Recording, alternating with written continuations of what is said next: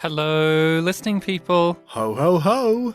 You really calling me that? I'm not a promiscuous person, Bartek, Ryan, but here you are calling me that up front in the episode too. Well, Ryan, I'm trying to say that you're more than the, sum of one man. You're like three hoes. Oh, thank you. I contain many people, which is part of why I'm a hoe. I'm glad that pleased you. I just said words. That's how it works, There's a film. Hello, by the way, I'm Ryan and that's Bartek and we're Spittin' Polish and we do a podcast, blah, blah, blah, blah, blah. We'll get to the rest of it in a moment. Blah, blah, blah is saying words. There's a film with Jeffrey Rush in it, an Australian film. I cannot recall the title. I think it's called like a little bit of Heart and Soul or something. And he plays like the Australian treasurer in it. Mm-hmm. And he reveals he doesn't know what he's doing.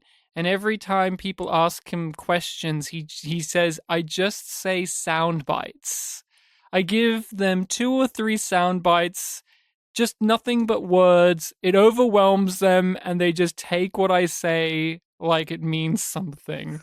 And he has like little cue card, like little palm cards in his suit jacket that are just gobbledygook phrases that he would just use until they stop asking him questions. Buzzwords these yes, days, yes, buzzwords or sound bites and all that. So it's just like, here's what I say, blank.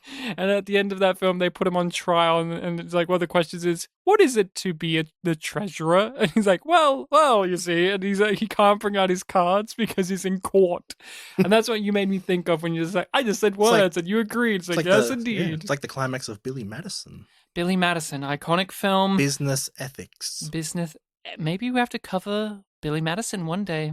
Have we done have we ever done like just an out and out normal Adam Sandler comedy film? I know we've had Adam Sandler Bedtime movies. Stories, that's like his children's family film, but we've never done Jack like and just Jill? Oh, of course. Thank you. That's it. Ding ding ding. Correct answer. And the best one, honestly. But when are we going to do 8 Crazy Nights? Well, maybe next Christmas. Well, if it didn't fall onto me picking a non-Hollywood film, non-American film, then it would have been probably 8 Crazy Nights. Well, we are here on our show, Pictures Powwow, to talk about a movie that has come recommended. This time round, it was Bartek's recommendation. Finally. A first for us, in which Bartek has to recommend a foreign film for Christmas. So it has to be a foreign holiday movie. Bartek's never done this before. Mm-hmm. It's a real easy thing to do. It is absolutely not the 4th time overall, 3rd time in a row. It's so easy for you because it's you've never had to really deal with it before. So you have so many up your sleeve. You know what? 2 years ago, it was just so difficult that I've kind of carried that experience of how difficult it was over. Like last year, like Jesus with the cross. Yeah, yeah. Like after you do it the first time, it's actually not that bad. Like last year when I picked the real rare exports, it was like, oh, I found that pretty quickly. And then this one, it was like, oh, I searched a little bit, but I found it relatively quickly. I didn't have the experience of like sitting down for hours just trying to find something that sounds interesting and is easily available. So, how about you tell everyone the film that you selected? The film that I selected falls under 2 titles. Commonly, you will find it, even on Wikipedia, as The Night Before Christmas, a 1961 film. The film itself that we watched even had that title, as well as the one you're going to say next. Yes, and it also falls under the title Evenings on a Farm Near Dikanka. We'll obviously have it in the title of our episode, which one we're going to use. The fun one, of course. Yeah, the more distinct one. And how about you regale everyone with what this film is about? And did you say where it was from? I said last time that it was a Soviet-Ukrainian film, but it seems like there's a bit of debate about whether you would classify it as Soviet-Ukrainian or Soviet-Russian. Oh, that old debate. Yeah. Don't worry, Bartek. I'm sure they're figuring it out right now. Did you watch it from the link I gave you? Yes. It's uploaded on YouTube, and there's a comment chain. I don't know if you read through the comments. I read a bit of it. There's one comment chain. It stands out because there's 18 replies where it's just a huge argument about whether this is Ukrainian or Russian.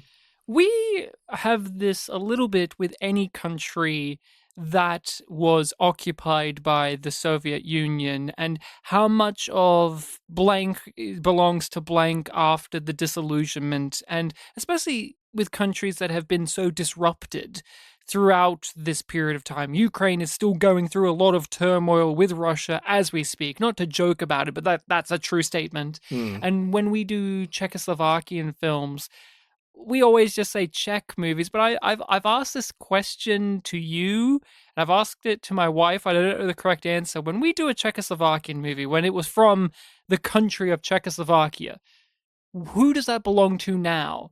The Czech Republic Hmm. or Slovakia?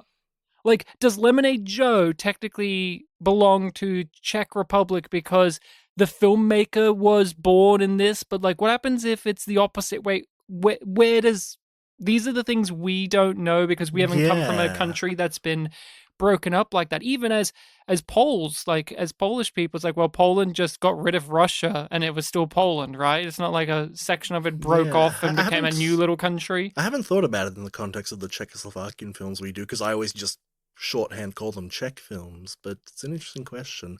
I know that with my prababcha, meaning great grandmother, she, yeah, obviously she's Polish, but she's from a place that is now currently Ukraine. Oh, okay. So So there you go. there's, So there is some shifting of the yeah, tides. the borders changed over history, and now what was once this country is now this country. Happens in Europe all of the time. But what is the plot, you would say, for evenings on this farm near Dikanka? Sure. So, for a little bit of extra context, this is based on the writings of a guy called Nikolai Gogol. So, it's an adaptation of some stories that he wrote. The plot of this one is it's kind of a played straight fairy tale sort of story about like this one night. A couple of wacky little things goes on, but the through line plot of it is that a blacksmith goes on a trip to get the Empress's slippers to give to his love interest so that she'd marry him. And just a bunch of side characters exist, some of them interacting with him, some of them not. And there's, yeah, all these sort of whimsical hijinks and character interactions happening. This is a series of short stories, vignettes that have connective tissue through intermingling and or the confined location of this village area. It goes beyond there at times, of course, but then there's a fantastical underpinning as well of the devil and this witch character that is the epicenter for a lot of the characters as well. Like many people are either directly related to them, whether they be in terms of actual, like, this is my mother, or they are directly related to them because they have some form of friendship or bond or mutual like Some sort of affair. relation, or like, oh, I have to get this asset or resource or whatever nonsense. Everyone, it's on YouTube. Please check it out for yourself. This is unlike anything else. It's It's, short as yeah, well. It's like an hour just, six something, yeah, just over an hour. just over an hour. It's got the English subtitles on there. The music is very exquisite. It's very classical sounding, but with some 1960s flair occasionally. And I just want to get this out of the way. Obviously, neither of us had seen this before, but I'm curious of how you came across this one. You said that at one time it was hard to find these foreign Christmas movies, but now it's become a bit easier. But where did this one come from your explorations? So, I can't remember if it was last episode, 2 episodes ago, 3 episodes ago. I talked about how um, I was just looking up lists of Christmas films from various like regions. And I did the same thing last year and maybe 2 years ago as well. I tried going for like countries in like the Asia area, things like that, but like just wasn't really getting much. So I kept it to Europe because I Hmm. just seemed to have more luck there. And I think I think this might have been shortly after we did the Czechoslovakian film recently with the Dr. Mracek. I thought, hey, what about like a Czech Christmas film? And Hmm. that kind of eventually evolved into like, oh, what about just something Eastern European? And I was getting lists of a bunch of different things. There was actually a Czech film that sounded pretty interesting that I might have gone with, but I just wasn't getting a lot of confirmation that it actually is set during Christmas or if it's just, the wintry months. It was like about Hmm. like three dads whose wives have forced to like look after their children over a weekend, and then the wives come and like something, they're not happy with what they find. It sounded kind of funny and apparently like child friendly, so didn't go with that one. And this one was on one of the lists I found, and it's like it had some interesting description about, it had a bunch of fairy tale sounding things. It's set over a night. I was able to easily find it on YouTube. And the title, just the sound of Dikanka kind of appealed to me. And so I thought, oh, this has been pretty easily found. I'll just go with this one. And what a find it was. When we talk about Christmas, in, say, Hollywood films, they have a very specific characterization to what a Christmas story is. It can take many different forms, like Elf, for instance, is a Christmas movie, but it's also this wacky fantasy comedy film where Santa's real and there's this person who's a human being raised as an elf and now has to go reconnect with his father. But it's a Christmas movie, which is different to Jingle All the Way, which is a Christmas comedy film about a father trying to get presents, but at the same time, but they have a certain personality that you associate with Christmas. Yeah. Yeah? And then you have like a couple of people who make the joke, and I think our friend Sorab's one of them is like, oh, I like Die Hard. Yeah, and Die Hard, of course, where it has like it's on Christmas, so it counts. But in terms of like those real Christmassy Christmas movies, like It's a Wonderful Life and all of that, you either have the community or overt religion or even stuff like Friday After Next that we did has like, oh, isn't it funny that we're taking these aesthetics of Christmas and wrapping it up in a stoner comedy film.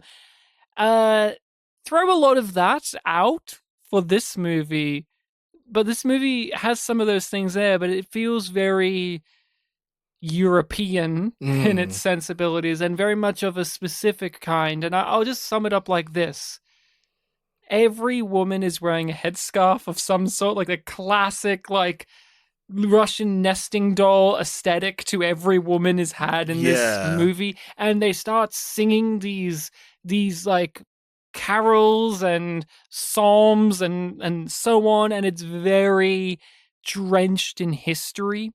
It's very drenched in a culture, and it's inviting at the same time. I thought this was a very friendly movie. It's a very fun movie. It has a very playful, nonsensical, but on purposely so attitude. It's very, not to use this as a play on words or pun, but a very devil may care Yeah, sense of attitude it to it def life. it definitely feels like, oh, this would be like a Christmas classic that people will remember from their youth if they're from a specific region.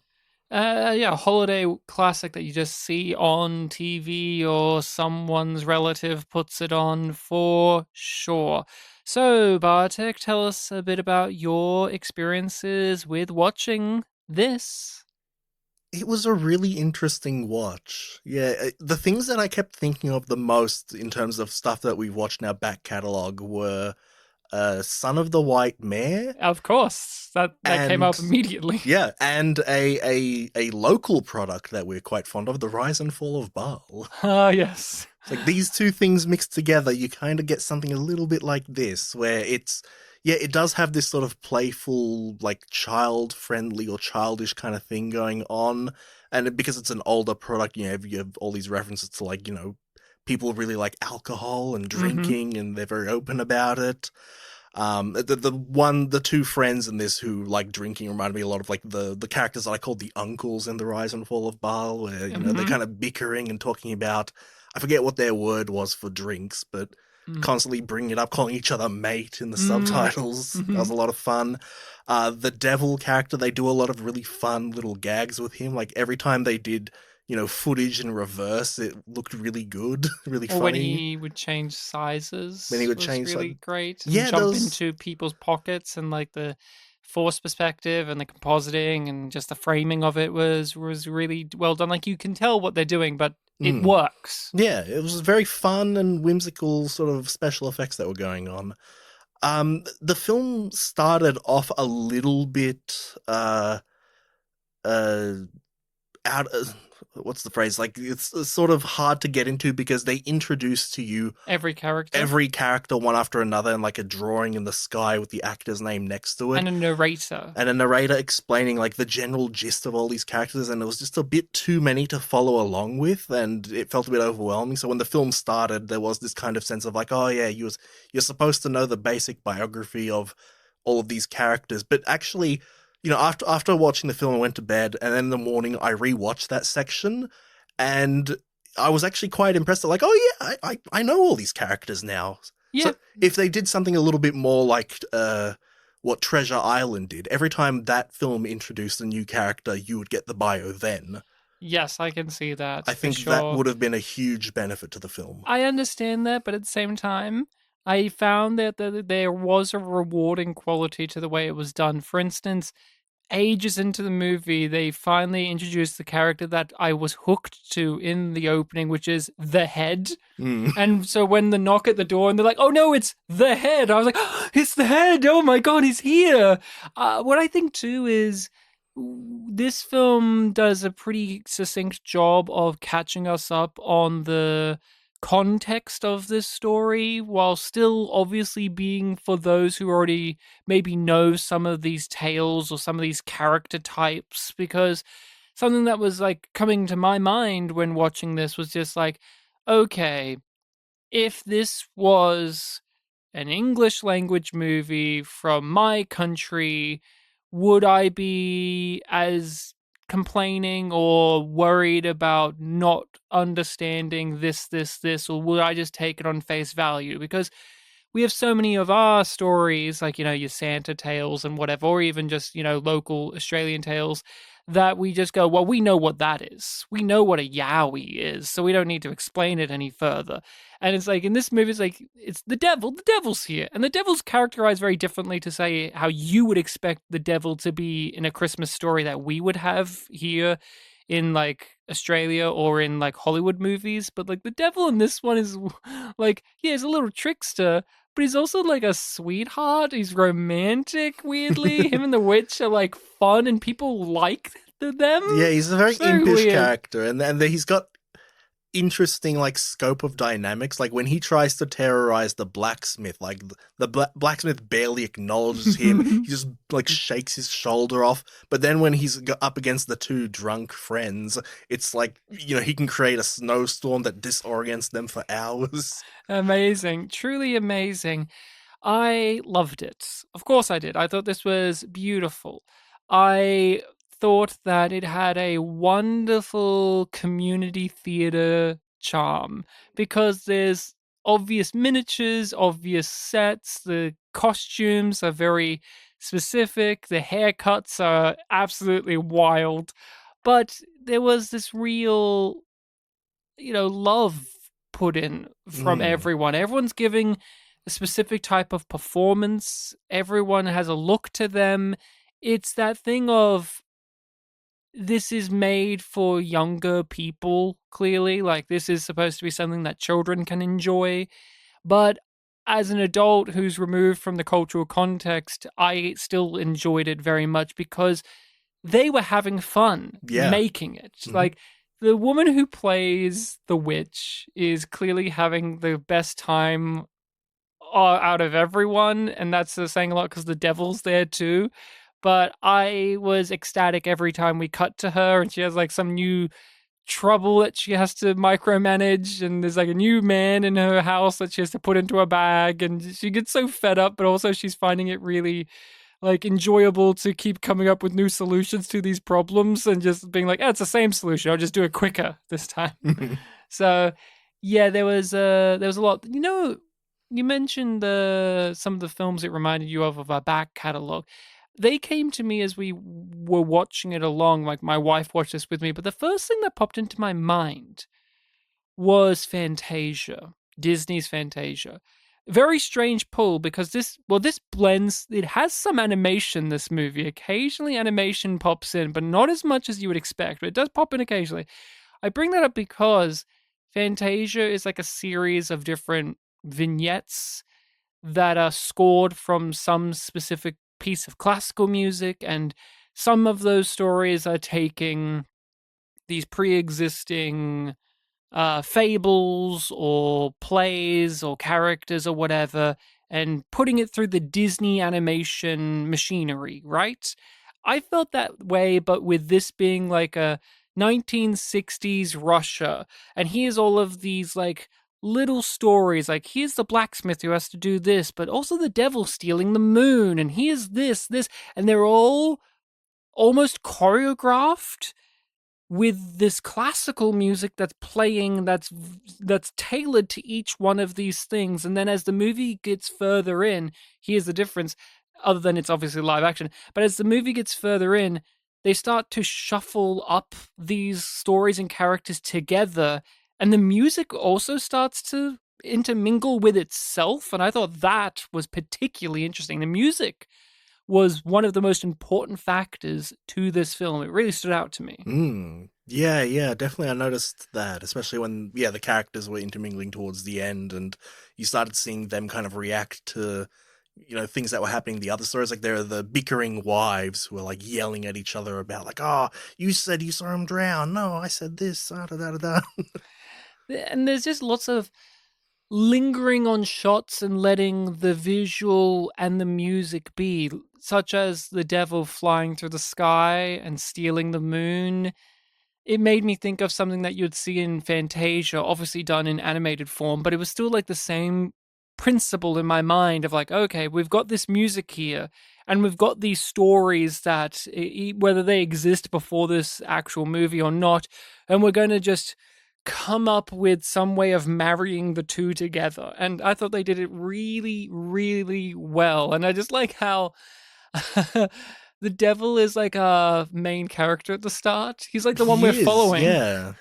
Not the blacksmith. He comes in a bit later, It but the takes, devil's the one that takes up the stage to start with. yeah, it takes a little while for the blacksmith and his love interest to, especially to get introduced and start off that little plot. What did you think of the devil? I mean, he was just a lot of fun. They were doing so many little things with him. A lot of the really creative, pardon me, a lot of the really creative special effects stuff were happening with him. Like, one of the first things you learn is like, oh, he has a bit of a history with the blacksmith, and you get like a whole animated sequence. Yeah, amazing animation. Yeah. I actually would have loved to have seen more of it. Oh yeah, yeah. Eastern Europe, they have a lot of great animation stuff going on. And that gets followed up with him trying to attack the blacksmith, and then you start getting the whole, reverse footage thing where he's like, running backwards upstairs. And as it goes on, like when he's terrorizing the two friends, you get him acting like a dog, like, kicking snow to create the storm, seeing the juxtaposition between that and like the wind and snow effects was really cool. There was one where he was behind a huge mound of snow and was pushing it, but that was played in reverse, so it was like he was summoning it to create this mound. They did some amazing reverse footage. One of my favorite effects that they did was his tail. There's this bit at the very beginning, he's just like sitting up on the snow top there, and his tail is like wagging like a dog, like a dog's tail, and it had like a lot of characterization it brought to him, because the actor, is like hamming it up, like he's rubbing his fingers together, he's giggling, he's he walks with his knees up high, like he's really exaggerating. But this was a moment where he's just having to sit still, and the tail is moving, and it told me the character's mood, which I thought was really beautiful. And I liked how they kept utilizing his tail in more subtle ways to offset his more exaggerated performance. And the actual makeup and his costume was really good, because they understood something very important, which is don't show it up close too much. And when you do, have it backlit, so that way, it kind of gives him a more silhouetted look. But when we got close-ups on his little face, like when he was in the bag, I thought the nose and the painted skin pretty seamless. I thought it Yeah. actually blended well, and that they did something that I thought was super detailed and unique, which is he was moist. Like you saw moisture on his face and on the little pig nose because he's been out in the snow. And it just made me feel like this was real, which sounds ludicrous to say with everything we see of It's his yes, character, it's but the it was little just things like that. it was weird that they had the little detail like that for a character that, becomes translucent when he flies through the sky. Because that's Yeah. the effect that they had. That was like a Lemonade Joe effect where he was like, when Lemonade Joe's falling down the cliff. That's kind of like, it reminds me of that a bit. But the devil, he has a romance in this. Mm. He's weirdly, like, yeah, he has all these classic, like, impish trickster things, but also he's weirdly romantic. Yeah, with the person he hates his mum. Yeah. Isn't that amazing? Their relationship is just so sweet. Mm. And yeah, she was awesome, the witch. I liked that she's stealing all the stars and just like throws them in the cauldron. And it's just done like very mundane. Yeah, that's one of the big things that remind me of, Son of the White Mare, where we're not familiar with that culture. So when like something like that happens, it's like, oh, I guess we'll just take that at face value. Oh, he's grabbed the moon. Oh, the moon's back up in the sky because he tripped and dropped it and it floated back up there. That makes sense to me for some reason. That feels like cartoon logic of like, that's how that would work. Like I said, on a visual level, like, oh, you saw the cause and effect of why the moon is back. What I what I just what I love about a holiday special like this too is with fantasy elements or the fantastical, they don't have to get bogged down by explaining things. You understand it because you know what you've walked into. So this is a holiday Christmas special. So when he steals the moon by just flying up and literally grabbing it and bringing it back down, you're not thinking to yourself, what's the lore behind that? Like, why does he steal the moon? Blah, blah. You just go, well, it's the devil. He's taking the moonlight away and fucking with these people. Her grabbing the stars and cooking them up. Well, what is she cooking them up into? And what does that mean? No, you just understand it on some gut level. You understand it because of the specific framework it's in. A lot of gut level stuff, and also, the general gist of the characterization. So, like with those characters, like, oh, they're kind of secretive and magic, so they'll do all these fantastical things. But then with our main guy, the blacksmith, the big journey that he goes on is kind of effortless in the sense that, like, oh, he finds some people that have the authority to go to the emperor and empress, and they bring him along simply because, like, oh yes, you did a good thing for us at one point. Of course you can come along with us. And then he meets the empress, and she's like, you're a good man. I will give you these slippers. And it lends itself to that sort of like childlike fairy tale thing of like, oh yes, a good person will be rewarded. It almost kind of reminded me again of Treasure Island. We have the pub scene in that, the famous meme, where the young guy, the young boy of the main trio, is very easily able to beat up all the drunks who, try to pick on them because of the simple fact that, like, he's a good boy that does his exercise and eats his vegetables. So, of course, he'll be stronger than these big, burly pirate men because that's the sort of value that is being imparted on the young audience. It just made me think of a lot of media I grew up watching, especially European-based ones, like Tintin came to mind and Babar came to mind in this just something about its sensibilities and like what you just said, like the simplicity of just, you did a noble and good thing. And meanwhile, while that's happening, we see the girl he's trying to win the favor of is this vain we know that's from the start. She's vain and selfish, but she goes on a journey of redemption herself, but in a very, in what, again, it feels, like weird to have to say this, but it's true. If in another movie or in another frame of reference, you would say in an unearned journey, she becomes a better person who is worthy of the blacksmith's love. But in this whimsical, again, clearly for families type parable, it works, especially the actress who they cast is fantastic because she has this, almost like she's very humorous. She actually kind of reminds me of someone who would have been in Willy Wonka and the Chocolate Factory as like one of the parents or one of the children, like either or, of like those very obvious, vain, selfish people. But then by the end, especially like one of the final shots of like her teary face or her accepting his love, this actress just turns like that and you buy it. You're like, oh my gosh, she has all of this pathos. You have so many close-ups of her face, and it's like you have clean, smooth skin. And you mentioned before, like all the women kind of look like porcelain dolls. It's like, oh, this is like a doll that's animated. And yeah, and she knows the actress and the direction knows the right levels to play that up, because I hated her but loved her as a character. I thought she was very funny, but it was so amusing that he was doing this journey, but it didn't feel like he was an idiot for doing it. It just felt like it was a noble goal for him. He Hmm. has this moment too before he leaves where it's just like, well, fuck you. Like, if you're going to keep playing with me, find some other idiot who will marry you. I'm going to go now. And it's his moment of standing up for her, and yet he's still doing this to attain her love. Hmm. But by the end, of course, he didn't need to do that. You know, she doesn't need those slippers. She loves him for who he is because she's gone on her own little journey with all these different body bags. Um, but the film, like, it's broken up into three-act structure basically, but I feel like each act follows like a different thing in that way. Like the first bit, you have the devil stealing the moon and the witch and all of that. In the middle, you kind of have it be like this comedy slapstick. We've got all of these men in the house that were hiding from each other, and now these bags have been taken elsewhere. Now we're going to follow their different misadventures. And then the kind of back end of it is just the straightforward story of the blacksmith going on this epic quest to get some slippers and finding love. And meeting interesting people like that sorcerer. Yeah, yeah. And of course, it doesn't mean like that his story doesn't get woven throughout, but it's very much like the focus of it is very much like in the back half.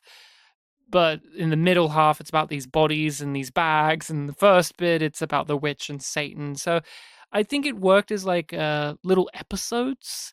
And I wonder, like, because at the beginning, they have these cartoon drawings of these characters and the narrator, and then they have like the title that we have for our discussion, and then they have the night before, what was it, the night before Christmas or whatever it is. Yes. And it almost feels like, evenings in a farm near Dikanka is like the TV show, and then this is an episode of this show, or more aptly, those Christmas specials that you get of like Rankin Bass with like, here's Rudolph the Red-Nosed Reindeer, or for Easter, here's Peter Cottontail, and it's got that kind of attitude to it. It's like, I don't know what it is. Would you consider like a Christmas movie or like a holiday movie a genre of itself? Like a genre in itself? I think I would, yeah, or at the very least, a sort of template for a story. Yeah. Christmas story template. I just haven't thought about it too much, but then when watching this, I'm like, yeah, Christmas holiday movies are a genre, because a lot of the stuff they do and or get away with don't occur as often in other things. I guess you call them Christmas specials. Yeah, specials, even if yeah. they're a standalone thing. What else do you want to talk about with this particular film? Let's see. I imagine you had a lot of fun with all of those men hiding in bags. It was very fun, and it was also a thing where I didn't know if it was like fast forwarded footage or if it was in reverse. Mm-hmm. It just had this very fast energy to it, like the way they would close themselves off in the bag. And all of the different mustachioed men that would come in. This is a film with a lot of great mustaches. I don't know if this one character was supposed to be, but there was this he was like the red-headed man, and he had like the long wispy beard, and he was like mystical, and he spoke like this. Is he And the he had- one that they were calling like the Sacratan or Yes. something? And I was like, is he a Rasputin? He had like real Rasputin energy to him. Just like the way he would like Walker, like how we characterize it, the long hair that's in the big ponytail, the Hmm. beard is mystical, and it's just something that was my go-to. I Like, did. oh, this is a thing that I recognize him as. Like, Oh, that's what I yeah. associated him because he was the most mischievous one out of those Hmm. men. Like the other ones were like, oh, ho, ho, ho, and oh, slapping on the back, or like, what have I got myself into? But he was the one that's like, yes, yes, Yeah, I did Google what a sacratan was, and it was something along the lines of like it's a priest of the clergy that like looks after the, for lack of a better word, the props of religious ceremonies or Mm, something like that. that makes sense. There was a lot of Cossacks referenced in Yeah, this. You're my favorite Cossack. Thank you.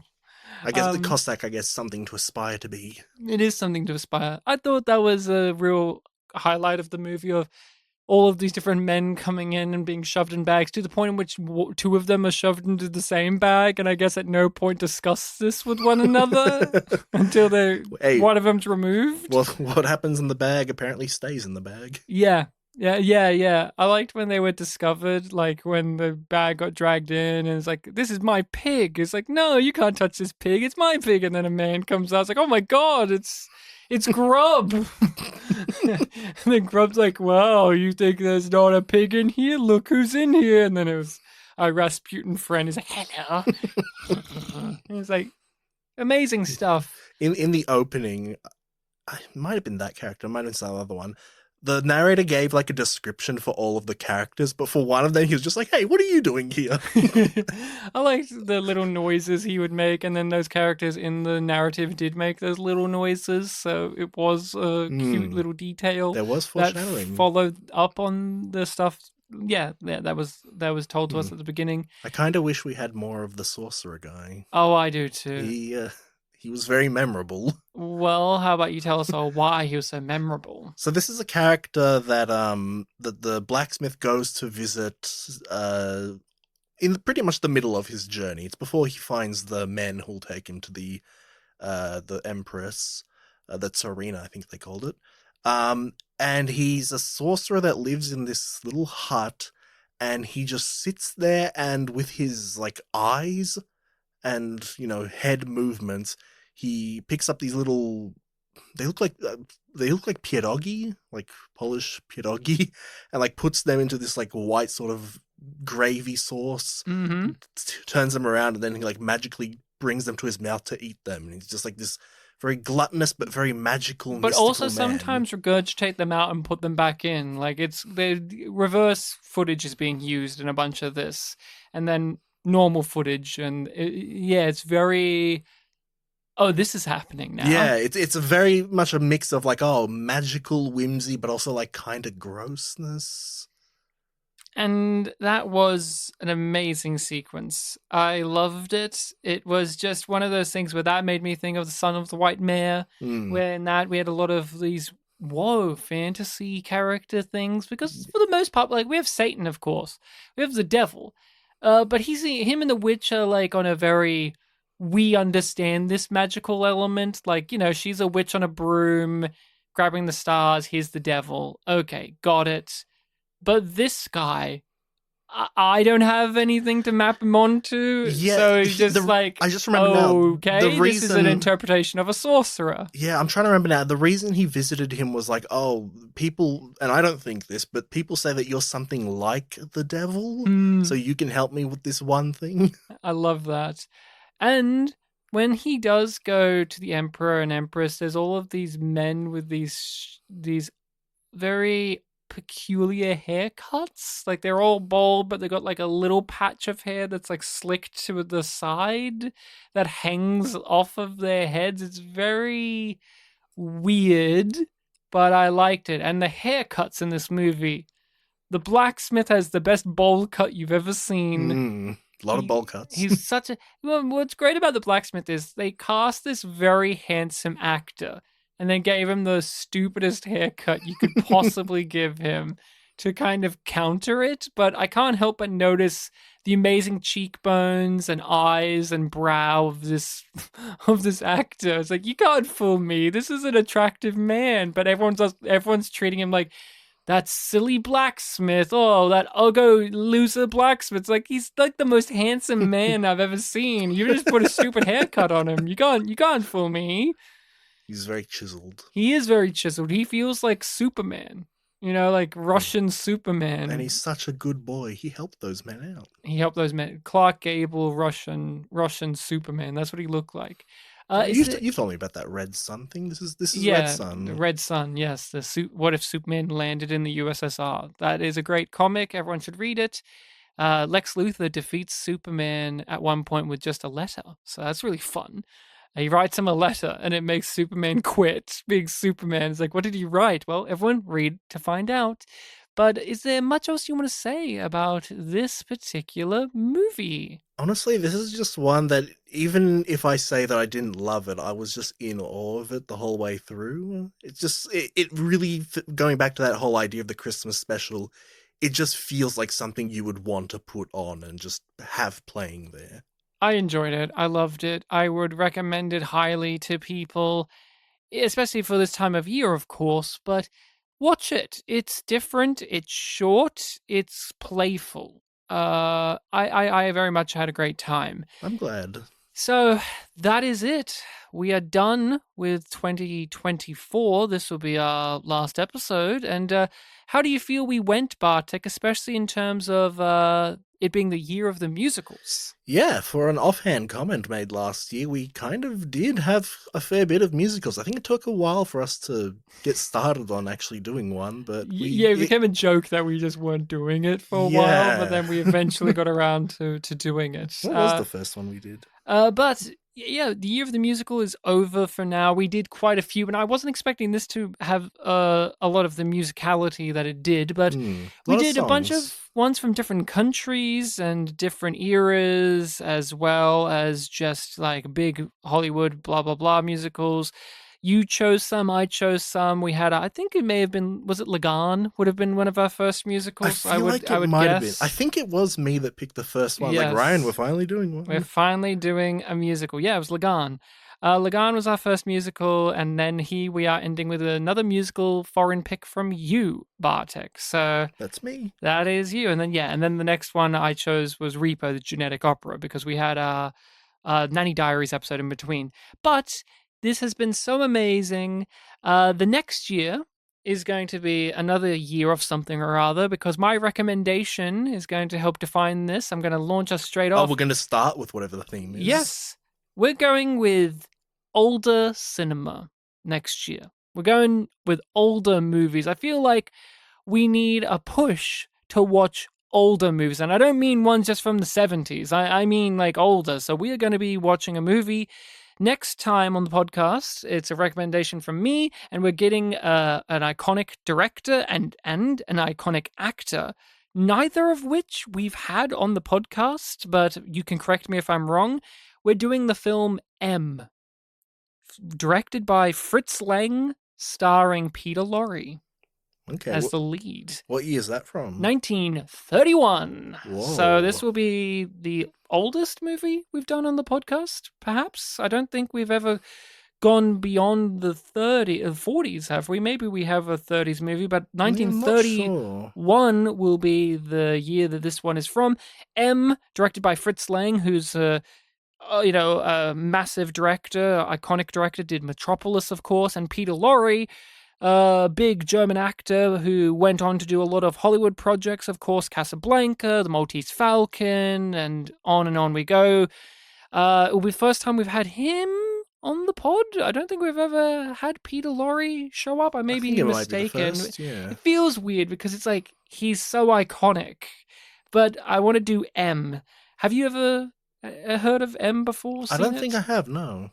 Oh, well, I'm sure you will have seen I'm familiar with the alphabet. But... Yes, I'm sure you will have seen the poster before. It's a very it's eye-grabbing. It's an eye-grabbing poster. But everyone make sure to watch M. Make sure to enjoy your holidays and the rest of the year. We'll see you sometime soon in 2025. Any other things you want to say, Bartek, before we just get into the plugs of our podcast? Well put. Well, you see, I was saying M, but I put a U at the beginning. Oh, I see what you did there. So next year, are we gonna do the train pulling at the station? Iconic movie. So good that it was Bram Stoker's Dracula. And it was a thing that Gary Oldman's Dracula used to cast spells on people. So, yes, we will be doing the famous train thing, as well as the Ned Kelly movie that the Australians made as one of the first feature-length movies ever created. Mm. So we can do that too. Compare and contrast it with the other Ned Kelly movie that came out when we were like in high school or primary school, the one with Heath Ledger as Ned Kelly. We can do a double feature, like compare contrast. But thank you, Bartek, for podding with me. I hope you enjoyed podding with me as well. It was perhaps? pretty okay. Do you have a favorite musical we did this year? I'm curious. Was there one that was like the musicals we did? Was there any that have like lingered with you, or maybe just as a movie, or as like songs or anything, perhaps? Musical wise, I'm not sure. I mean, I want to say Memories of Matsuko, but that was pretty recent, so it feels like I'm kind of discounting the rest of the year. But no, there was a lot of fun ones. For me, maybe because also recency bias, but I do have a particular fondness, and I didn't think I would, for some of the music of the Bollywood one you selected most recently, the Prem Prem. Ratan Dan Payo? Yeah, I was thinking about the football game that they Yeah. engage with. That one particularly is in my mind. There's a lot of fun stuff in that one. There is a lot, and I'll just say it. I still have a few Willy Wonka songs stuck in my head after all of this time. Forever, yeah. Forever. That, I mean, for me, that's probably the most. When you associate musicals, I don't know. There's something about them because they take you to another realm with narratives and stories and whatever. Because it's again a fantastical thing. Like you have to buy into. Now we're going to sing and dance. Willy Wonka and the Chocolate Factory just has this ethereal quality already baked in that the musical aspect just feels even more appropriate. So it just, for me, it's probably Willy Wonka and the Chocolate Factory overall is the musical movie we've done this year that I am the most attached to and thinking of. I think I even mentioned in that episode that I just have eternally stuck in my head like I've got a golden ticket. Yeah. It's just that with musicals, you know, it might be hard to recall bit by bit how a film plays out, but you add that musical element and the catchiness and it becomes a little bit easier. The dancing, the songs themselves, the way the camera can frame things. Yeah, it's a whole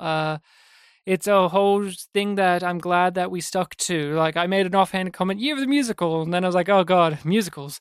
But you and I, we both like our musicals well enough. We're not adverse to them. I know some people really don't like musicals, especially like a lot of guys don't like musicals for some reason. I've never been against musicals, so I'm glad that we committed and did a whole array of them. This year was a big middle finger to the people that are like, oh, that's not realistic. They just suddenly start singing about things that don't matter.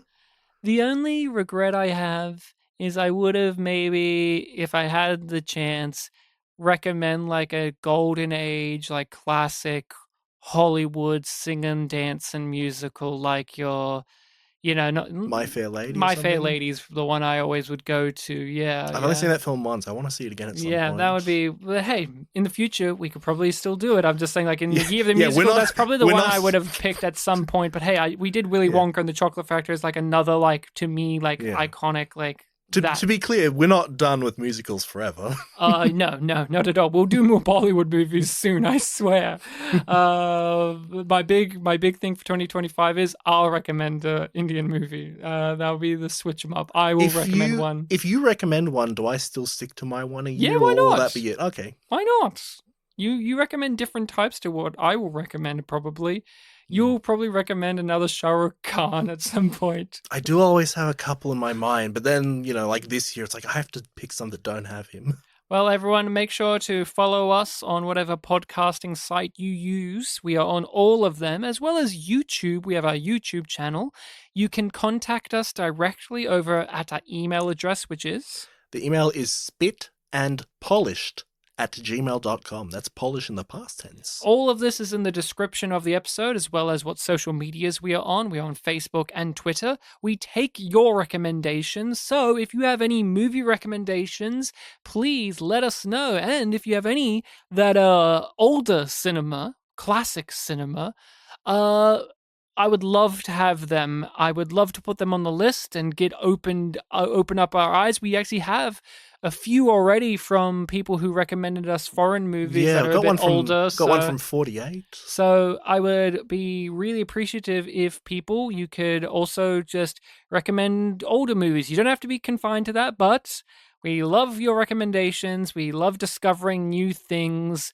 Some of the things that we've discovered this year, I wasn't expecting to maybe love as much, but hey, I have. For me, Pat Labor the movie has really stuck with me as like, man, I actually really like Pat Labor the movie. We actually talked about it a little bit before we started recording. Like, it's actually one that when I walked in going, like, I don't know if I'm going to like this because it's not, you have to watch the OVA and do this, but I actually like that movie a lot. Yeah, we've got the sequel on our listening people's choice list, and we're both kind of looking forward to it when we get around to it. And we're both open to watching the OVA at some point as well. But enough gas bagging. Bartek, we've got to get out of here because that moon is in the sky, and we've got to make sure it's not there on Christmas Day. But it's not even 4 p.m. yet. It's night somewhere. Yeah, but not here, not right now. Maybe in Russia. We have to steal it from those Russians. I don't know what you're talking about, right? Or the Ukrainians. Let's not start a chain discussion in our comments about which country owns this movie. You know what? No, Ryan. Let's start one. Okay, which side are you taking? I'll go with the Russian. This is a Russian film, Ryan. Of course you would. Of course you would. I mean, your family, they were there when the Russians were in charge of Poland. It's kind of lingered in your DNA. Yeah, and they escaped it because they thought it was too cool. You can escape something, but can you ever actually escape it? Yeah. Have you ever thought about that? Yeah, my mom and my family, they talk about how they didn't like that Russian stuff, but I think they've got a little bit But they do love a vodka. Little bit of Russian. No, they call it vodka. Yeah, vodka. The Russians do, or the Poles? Poles. Exactly. What do the Russians call it? Vodka. You have to do it with the W sound, the vodka. My grandfather was, on my other side, was Ukrainian, so I have to side with Ukraine on this, of course. He used to, do the WV thing backwards around, so his favorite film was How Green Was My Valley, or as he would call it, the classic How Green Was My Wowie. So, that film, How Green Was My Valley, maybe we'll cover it because it apparently was the best picture and not Citizen Kane. Is that what year was that? What year was that again? Oh, 1940 something. It's 40s, yeah. 30. But I just know that fact of that's like the Shakespearean love of that era of just like no one gives a shit about How Green Was My Valley. Except for fucking Citizen Kane. Except for Ryan's Jadek. Is that Polish for grandfather? Yes, it is. But what's Ukrainian? Ukrainian? Oh, it's some other country. I don't know. In anticipation of you asking me about, do you have a Polish fact for us this episode? I did literally, on the way here, Google Poland and clicked news tab. Mm-hmm. And there was an article, I guess it was like a think piece or something about Poland being, I'm paraphrasing, but like wanting the Russo-Ukraine war to end, even if it means that Ukraine loses territory or something.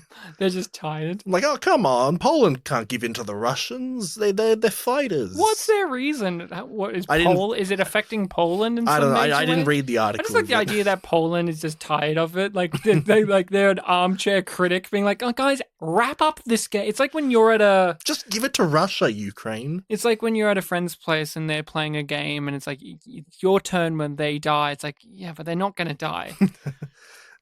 One New Year's, Bartek brought over Crash Team Racing, and it was like, okay, we're all going to play Crash Team Racing, but there was a point where no one wants to play because Bartek would always win because Bartek plays Crash Team Racing enough to be able to know all of this stuff. So people just stopped coming into the room at one point, and then I sat down and it's like, "Hey, what's going on?" It's like, "Oh, people are taking a little bit of a break." I'm like, "Oh, they're taking a break? Yeah, Okay." there weren't that many I'm people playing, but yeah. But yeah, but There then wasn't you were the champion. Yeah, there weren't enough other people winning. The other article was that the Prime Minister of Israel isn't going to Poland for the anniversary of Auschwitz being liberated because He's a little busy. no, he's worried that he'll get arrested for war crimes or something. A little busy.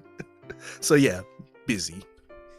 It's not Christmas if we don't have war crimes. I'm busy not being arrested for war crimes.